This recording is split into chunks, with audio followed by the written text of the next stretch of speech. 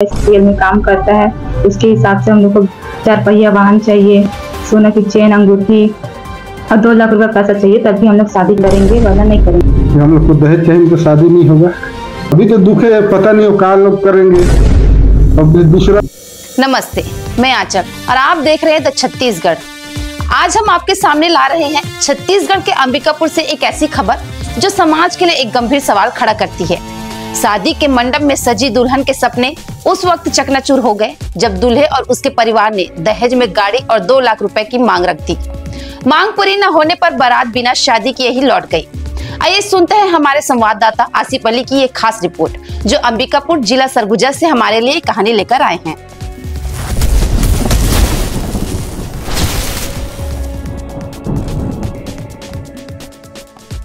शादी का माहौल, हंसी खुशी का जश्न और 7 जन्मों के बंधन की उम्मीदें, लेकिन अंबिकापुर के नमना कला में ये सब उस वक्त शर्मिंदगी में बदल गया जब दूल्हे और उसके परिवार ने मंडप पर ही दहेज की मांग रख दी। मामला 8 मई की रात का है। कोरिया जिले के चिरमिरी से रवि की बारात अंबिकापुर की भारती के लिए आई थी। रवि जो शेल में नौकरी करता है कि परिवार ने वरमाला के बाद दहेज में 2 लाख रुपए, सोने की चैन, अंगूठी और एक 4 व्हीलर गाड़ी की मांग की।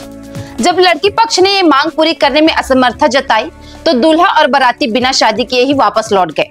इतना ही नहीं, जाते जाते उन्हें धमकी दे डाली। नीला ड्रम याद है ना? यह धमकी लड़की पक्ष के लिए एक गहरा सदमा थी। लड़की के पिता ने मिन्नतें की, बेटी के सपने बचाने की कोशिश की, लेकिन ससुराल वालों की नजर सिर्फ दहेज की चमक पर थी। अब इस मामले में कोतवाली थाने में आधा दर्जन से ज्यादा लोगों के खिलाफ एफआईआर दर्ज की गई है और पुलिस जांच में जुट गई है। दुल्हन भारती ने कहा, मैंने तो बस एक नया जीवन शुरू करने का सपना देखा था। वरमाला हो चुकी थी, सब कुछ ठीक चल रहा था, लेकिन अचानक उनकी मांग सुनकर सब टूट गया। मैं क्या करूं? मेरे सपने तो बस उनके दहेज की भेंट चढ़ गए।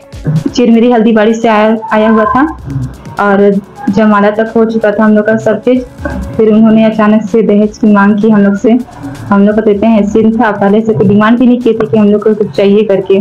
अचानक से आए उन लोग, सब चीज होने के बाद उन लोग बोलते हैं कि नहीं, हम मेरा भाई बुलाता है, सीएल में काम करता है, उसके हिसाब से हम लोग को 4 पहिया वाहन चाहिए, सोना की चेन, अंगूठी और 2 लाख रुपए पैसा चाहिए, तभी हम लोग शादी करेंगे, वरना नहीं करेंगे। और मेरे माता पिता की काफी गिनती करने के बाद इन लोग की नहीं माने और काफी बेइज्जत करके हम यहाँ से बारात वापस ले गए। हाथ पैर सब जोड़े, लेकिन हम लोग बिल्कुल भी नहीं माने। वहाँ पे थाने में गई तो उसकी बहन कहने लगी कि तुमको ज्यादा शादी करने का शौक है तो चलो हम तुमको शादी करवाएंगे।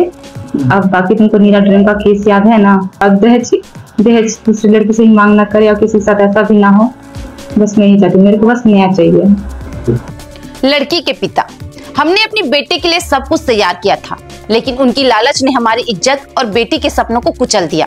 मैंने हाथ जोड़े लेकिन वो नहीं माने। अब हम इंसाफ चाहते हैं। लड़की का शादी था, उन लोग आए बारात और फिर यहाँ सब पूजा पाठ हो गया उन लोग का।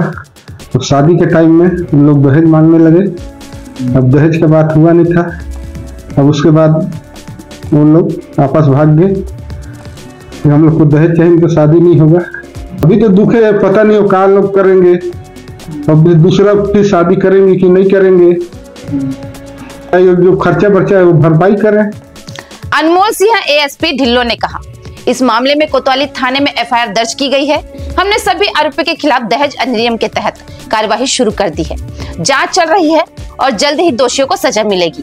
थाना कोतवाली क्षेत्र के ग्राम नमना कला में एक चिरमिरी से बारात आई थी। उसी दौरान वर पक्ष के द्वारा दहेज की बात को लेकर वधू पक्ष से वाद हुआ।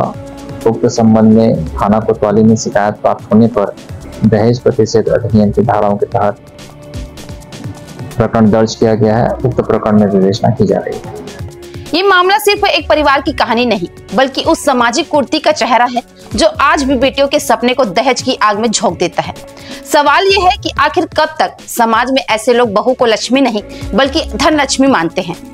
यह कहानी न सिर्फ दहेज की कुप्रथा को उजागर करती है, बल्कि समाज को यह सोचने पर मजबूर करती है कि क्या हमारी बेटियों के सपने इतने सस्ते हैं कि उन्हें दहेज की भेंट चढ़ा दिया जाए। अब देखना होगा कि पुलिस इस मामले में कितनी सख्ती कार्रवाई करती है और कब तक इन दहेज लोभियों को सबक मिलता है। आपकी राय क्या है, हमें जरूर बताएं। तब तक के लिए हमारे चैनल द छत्तीसगढ़ के साथ बने रहिए। ठीक, उसके बाद आप लोग का रिश्ता हो गया। उन लोग आए शादी करने के लिए, सगाई वैसा हो सही हो गया। सगाई हो गया था। तब तक कोई दहेज की कोई कुछ बात नहीं हुआ था? हाँ, किसी तरह का कोई मांग नहीं था। कोई मांग नहीं था। तो बारात यहाँ आया तो क्या बारात को आने में कोई दिक्कत हुई थी? नहीं, बारात में कोई आने, सब स्वागत सब अच्छे से हो गया था। कहाँ रुकवाया था उन लोग को?